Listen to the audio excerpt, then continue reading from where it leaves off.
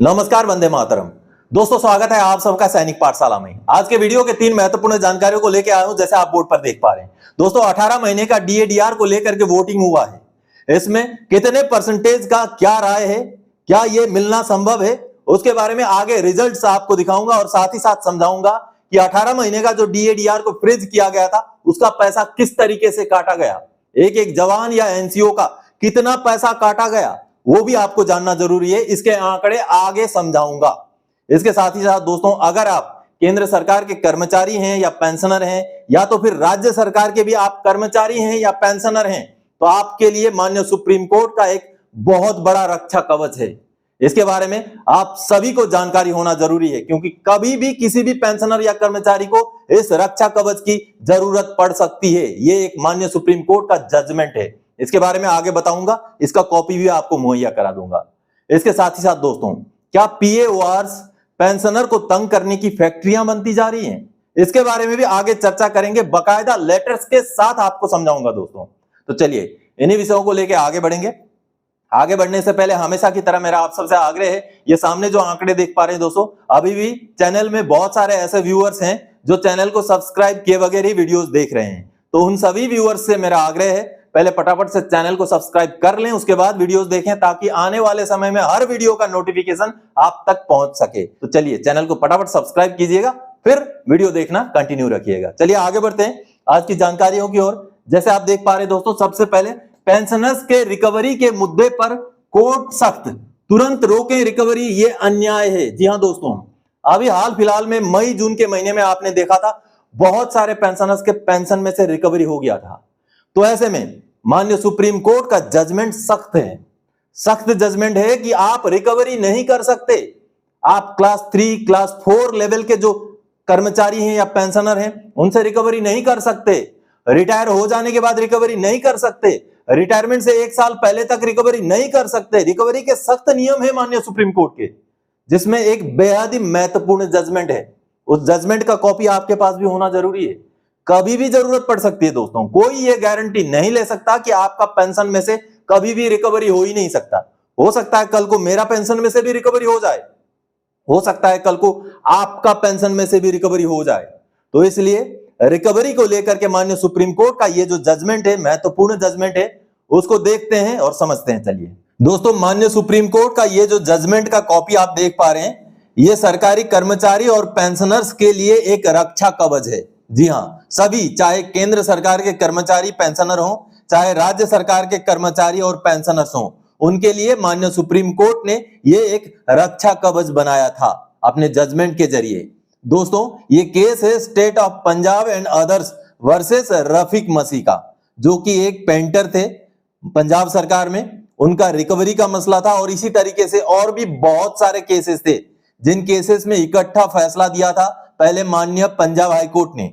लेकिन उस फैसले को जब माननीय सुप्रीम कोर्ट में पंजाब सरकार ने अपील किया, उस अपील को खारिज करते हुए माननीय सुप्रीम कोर्ट ने यह आदेश सुनाया था, जो कि न सिर्फ पंजाब सरकार के कर्मचारियों के लिए, बल्कि पूरे भारतवर्ष के, चाहे राज्य सरकार के कर्मचारी या पेंशनर हो, चाहे केंद्र सरकार के हो, सभी के लिए ये एक महत्वपूर्ण आदेश बन गया दोस्तों। और इस आदेश को हम केंद्र के पेंशनर और कर्मचारियों का एक रक्षा कवच मान सकते हैं। चलिए, इस जजमेंट में माननीय सुप्रीम कोर्ट ने जो आखिर में जो टिप्पणी की है, किन किन से रिकवरी नहीं किया जा सकता, बिल्कुल माननीय सुप्रीम कोर्ट ने साफ साफ लहजों में क्लियर कर दिया है कि किन से आप रिकवरी नहीं कर सकते। चलिए जजमेंट का फाइनल हम पैराग्राफ में पहुंचते हैं, जहां पर माननीय सुप्रीम कोर्ट ने यह साफ किया है, ये तय किया है कि रिकवरी का मसला अगर है, तो आप इन पेंशनर या इन एम्प्लॉयज से रिकवरी नहीं कर सकते। ये देखिए जजमेंट का 12 नंबर पैराग्राफ का ये जो पॉइंट्स हैं, सबसे पहले तो recovery from employees belonging to class 3 and class 4 services और group C and group D services. तो इनमें से किसी का भी रिकवरी आप कर ही नहीं सकते, चाहे आपने ज्यादा ही क्यों ना दे दिया हो, आप रिकवरी नहीं कर सकते। ये एम्प्लॉयर के लिए साफ साफ माननीय कोर्ट का आदेश है। अगला, रिकवरी फ्रॉम रिटायर्ड एम्प्लॉइज और employees who are due to retire within 1 year of the order of recovery, यानी कि जो रिटायर हो चुके हैं उनसे, या तो फिर रिकवरी का डेट के बाद आगे 1 साल के अंदर अगर कोई रिटायर होने वाले हैं उनसे रिकवरी नहीं किया जा सकता, मान्य कोर्ट का साफ कहना है। आगे, recovery from employees when the excess payment has been made for a period in excess of 5 years before the order of recovery is issued, यानी कि रिकवरी के ऑर्डर से पहले यानी कि 5 साल से पुराना कोई भी रिकवरी नहीं कर सकते। चौथा पॉइंट देखिए, recovery in cases where an employee has wrongfully been required to discharge duties of a higher post and has been paid accordingly even though he should have rightfully been required to work against an inferior post, यानी कि किसी को अगर गलती से भी ऊपर level का पोस्ट में काम करवाया और उसी लेवल का पेमेंट दे दिया, बाद में उसका रिकवरी किया जा रहा है, वो रिकवरी नहीं कर सकते। अगला point, in any other case where the court arrives at the conclusion that recovery if made from the employee would be inequitable और हार्श और arbitrary to such an extent as would far outweigh the equitable balance of the employer's right to recover, यानी कि ये बहुत बड़ा judgement है दोस्तों। ये जो लाइन है जजमेंट का 5 नंबर पैराग्राफ, ये महत्वपूर्ण है। मान्य कोर्ट ने साफ साफ ये कह दिया कि कोई भी मान्य कोर्ट जब ये तय करेगी कि जो रिकवरी किया गया है वो इलीगल है, वो पेंशनर के ऊपर ज्यादा बोझ डाल रहा है, वो कहीं ना कहीं अन्याय है, तो ऐसे केसेस में कोई भी कोर्ट रिकवरी के खिलाफ जजमेंट दे सकते हैं इस लाइन के बेस पर। यह जजमेंट का कॉपी आपको चाहिए तो आप मुझे व्हाट्सएप कीजिए। अगर आपके पास मेरा व्हाट्सएप नंबर नहीं है तो चैनल को ज्वाइन कीजिए, आपको नंबर मिलेगा, फिर आप मुझे व्हाट्सएप में संपर्क कीजिए, मैं आपको मुहैया करा दूंगा जजमेंट का कॉपी। चलिए अब आगे बढ़ते हैं। 18 महीने के डीए एरियर के मुद्दे में वोटिंग के रिजल्ट्स देखें। जी हां दोस्तों, 18 महीने का डीए डीआर के एरियर को लेकर के मैंने अपने चैनल में वोटिंग कराया था। आपको दिखाता हूं, ये जो नतीजे आप देख पा रहे हैं। मैंने सवाल किया था, कोरोना काल का 18 महीने का डीए के एरियर के बारे में आपका क्या ख्याल है? आपने ये देखा। अब इसमें जो वोटिंग हुए हैं आप देखिए, पहला जवाब, मिल भी सकता है, हमें उम्मीद नहीं खोना चाहिए, अभी भी इसकी मांग है। और इसमें कुल मिलाकर के 33% वोटर्स हैं। जी हां, कुल वोटर्स में से 33% वोटर हैं। टोटल मिला के लगभग 1000 लोगों ने वोट किया है अभी तक। अगला मेरा जो पॉइंट था, अगला मेरा जो ऑप्शन था, नहीं मिल सकता, यह सरकार कभी नहीं देगी।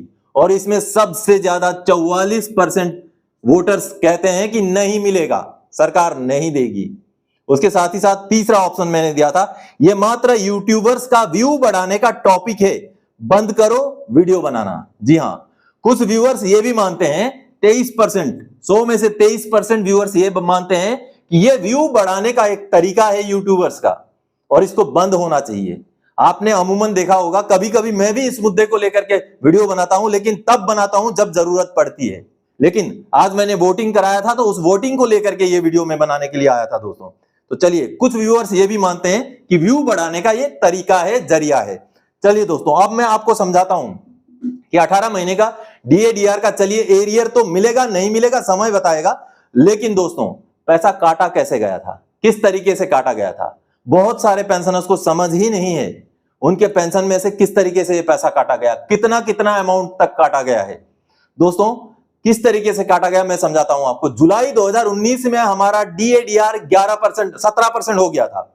जुलाई 2019 में डीएडीआर 17% हो गया था, जो जाके जनवरी 2020 में बढ़ना था उसको नहीं बढ़ाया गया, जो 21% होना था उसको नहीं किया गया, और जनवरी 2020 से जून 2020 तक 21% के बजाय 17% ही दिया गया। तो जो 21% और 17% के बीच का जो 4% का डिफरेंस है, 6 महीने तक उसको काट लिया गया। आगे दोस्तों, जुलाई 2020 से लेकर दिसंबर 2020 तक डीए पहुंच गया 24%, लेकिन भुगतान हुआ 17% का ही, क्योंकि डीए 17% में ही फ्रीज हो गया। यानी कि 4 और 3 7% का, वहां 6 महीने तक 7% का आपका पैसा रुका रहा, जो गवर्नमेंट के खाते में चला गया। उसके बाद दोस्तों जनवरी 2021 से जून 2021 तक डीए पहुंच गया था 28%, हमें भुगतान हुआ 17% के हिसाब से ही। यहां हुआ सबसे ज्यादा नुकसान, 11% का डिफरेंस का जो पैसा है वो हमें 6 महीने तक, यानी कि जनवरी 2021 से जून 2021 तक का नहीं मिला। अब मैं एग्जांपल के तौर पे आपको अमाउंट समझाता हूं कि किस तरीके से ये अमाउंट बनता है। मान लीजिए उस समय में एक सिपाही की बात करें तो उस समय में OROP 2 का रेट का पेंशन था, जनवरी 2020 से लेकर के जून 2021 तक का। एक सिपाही का 18,807 रुपए बेसिक बन रहा था। अगर 17% के हिसाब से उनका 18,807 में जो डीए बनता था वो 3,198 बनता था। उनको मिलना था 21% के हिसाब से तो वो 3,950 होता था। डिफरेंस 752 रुपए, यानी कि जनवरी 2020 से जून 2020 तक 752 रुपए करके हर महीने का 6 महीने काटा गया, यानी कि 4,512 रुपए 6 महीने का पैसा काट लिया गया। आगे जुलाई 2020 से लेकर दिसंबर 2020 तक ये 17% के हिसाब से दिया गया, यानी कि एक सिपाही का 18,807 रुपए बेसिक वाले का 3,198 दिया गया, जबकि दिया जाना चाहिए था 4,514 करके हर महीने। तो डिफरेंस बनता है 1,316 रुपए का, और ये भी 6 महीने के लिए 1,316 इंटू 6 महीना 7,896 रुपए जुलाई 2020 से लेकर दिसंबर 2020 तक का, ये भी सरकारी खाते में। अगला जनवरी 2021 से जून 2021 तक का 28% था, और 28% ना दे करके 17% दिया गया, यानी कि 3,198 हिसाब से ही दिया गया सिपाही को, जबकि बनता था 5,266, यानी कि हर महीने का डिफरेंस 2,068 रुपए 6 महीने तक काटा गया 12,408 रुपए। कुल मिलाकर 12,408, 7,896, 4,512 मिलाकर 24,816 रुपए एक सिपाही का, जिसका बेसिक पेंशन 18,807 रुपए था। यानी कि 18 महीने का डीएडीआर का जो फ्रीज करके पैसा काटा गया वो काटा गया एक सिपाही से 24,816 रुपए। वहीं अगर नायक की बात करूं जिनका 20,107 रुपए बेसिक था तो उनका कुल काटा गया, इसी हिसाब से कैलकुलेशन निकालेंगे तो 26,532 रुपए। हवलदार जिनका 21,782 बेसिक पेंशन था या एमएससीपी हवलदार, उनका काटा गया 28,758 रुपए। यानी कि लगभग 24-25 हजार से लेके 30-35 हजार तक का हर पेंशनर के खाते में से, जो जवान है उनकी बात कर रहा हूं, ये पैसा काटा गया। इसको आसान से निकालने के लिए आपको एक फॉर्मूला भी बता देता हूं। आपका बेसिक जो भी था उस समय में जनवरी 2020 में, उस बेसिक के साथ मल्टीप्लाई कर दीजिएगा 1.319509, 1.319509, इसको मल्टीप्लाई कर दीजिएगा आपका बेसिक पेंशन के साथ टोटल 18 महीने का जो कटा हुआ पैसा, या इसको आप एरियर ही मान ले 18 महीने का डीएडीआर का, वो निकल के आ जाएगा कि आपने कितना पैसा कंट्रीब्यूट किया है डीए फ्रीज के दौरान, ये निकल के आ जाएगा।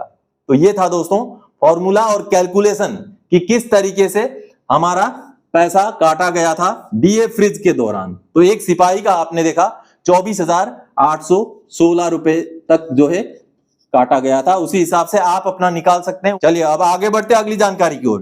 पीएओआर पेंशनर्स को तंग करने की फैक्ट्री है, क्रिमिनल केस होना चाहिए, भ्रष्टाचार की धाराएं लगें। जी हां, हमने अमूमन देखा है कि पेंशनर्स के जो भी रिप्रेजेंटेशन जाते हैं उनको या तो पेंडिंग रख दिया जाता है या तो गोलमोल जवाब दिया जाता है। ऐसा ही एक एग्जांपल आपको दिखाऊंगा। इस तरीके के केस से क्या होता है कि पेंशनर इतना तंग हो जाते हैं कि उनको कहीं ना कहीं पैसे देने के लिए जाना पड़ता है। ऐसे भी नौबत आ जाते हैं। पिछले दिनों आपने देखा है सीबीआई का रेड तक पड़ा था नासिक में। तो इस तरीके की घटनाएं इन्हीं कारणों से होता है। जब पेंशनर्स का काम पेंडिंग रख दिया जाता है, उनको बार बार गोलमोल जवाब दिया जाता है, तो पेंशनर तंग हो जाते हैं। तो कहीं ना कहीं ऐसे जवाब दे करके, इस तरीके से पेंशनर्स को तंग करके पीएओआर पेंशनर्स की तंग करने की फैक्ट्रियां बनती जा रही है। ऐसे केसेस में जो भी लिप्त पाए जाएं, जो भी ऐसे केसेस में इन्वॉल्व पाए जाएं, उनके खिलाफ क्रिमिनल केस होना चाहिए, उनके खिलाफ भ्रष्टाचार की धाराएं लगनी चाहिए। एक एग्जाम्पल आपको दिखाता हूं, एक एग्जाम्पल दिखा के आपको समझाता हूं। चलिए देखते हैं। दोस्तों कहानी शुरू होती है इस लेटर से। यह आर्मर्ड कोर रिकॉर्ड का लेटर है जो पीएओआर को भेजा गया है, ये देखिए। और ये मसला है एंट्री लेवल पे का, 18 जुलाई 2024 का। आप देखते जाइए, बेहद महत्वपूर्ण मसला है एंट्री लेवल पे के भुगतान को लेकर के। और ये किसका है? सवार मंजीत सिंह का है। सवार मंजीत सिंह जी का केस था जिनको एंट्री लेवल पे लागू था, और रिकॉर्ड ऑफिस ने ये लेटर 18 जुलाई 2024 को पीएओआर को भेज दिया। यहां पर आप देख पा रहे हैं ये पूरा चीजें लिख करके पीएओआर को भेज दिया गया, साथ में पेंशनर को भी इन्फॉर्म किया गया। उसके आगे अगला लेटर ये देखिए, अब 7 सितंबर 2024 का ये लेटर है। इस लेटर में भी फिर से रिकॉर्ड ऑफिस ने पीएओआर को कहीं ना कहीं एक रिमाइंडर दिया है कि हमने ऑलरेडी केस भेजा था। ये देखिए, हमने ऑलरेडी केस भेजा था, आप इन पेंशनर का एंट्री लेवल पे का केस चेक कीजिए और जो भी एरियर बनता है उसका भुगतान कीजिए। ये देखिए ये लेटर है।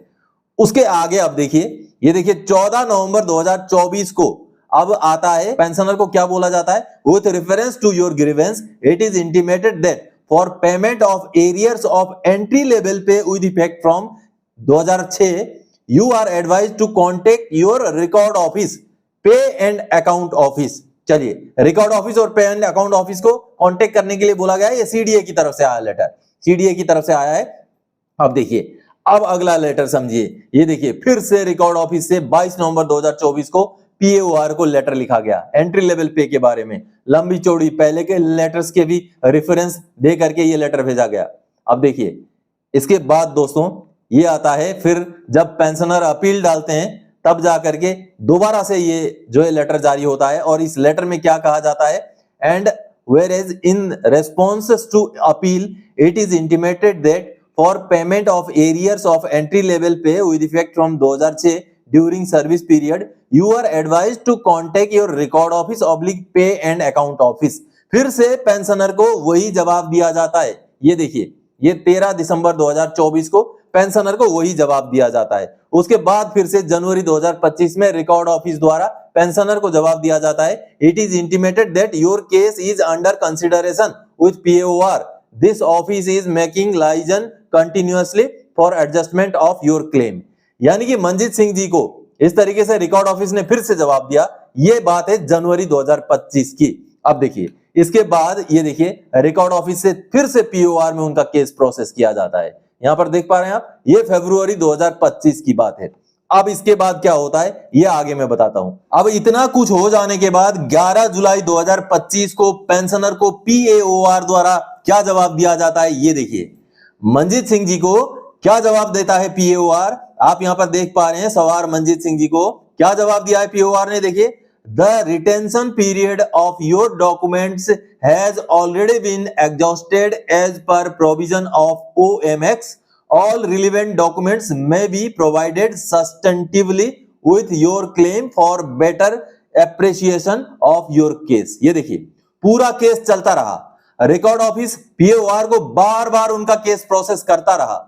अब जुलाई 2025 में पीएओआर पेंशनर से बोल रहा है कि भैया आपके डॉक्यूमेंट तो हमारे पास है ही नहीं, आपके डॉक्यूमेंट्स को तो हमने डिस्ट्रॉय कर दिया है, आपके डॉक्यूमेंट्स जितने साल तक रहने थे उतने साल तक रखे गए, उसके बाद वो डॉक्यूमेंट्स अभी हमारे पास नहीं है, वो रिटेंशन पीरियड के बाहर के डॉक्यूमेंट है, इसलिए आप हमें डॉक्यूमेंट प्रोवाइड कराएं ताकि आपका केस को हम आगे प्रोसेस कर सकें। ये जवाब आता है पीएओआर से।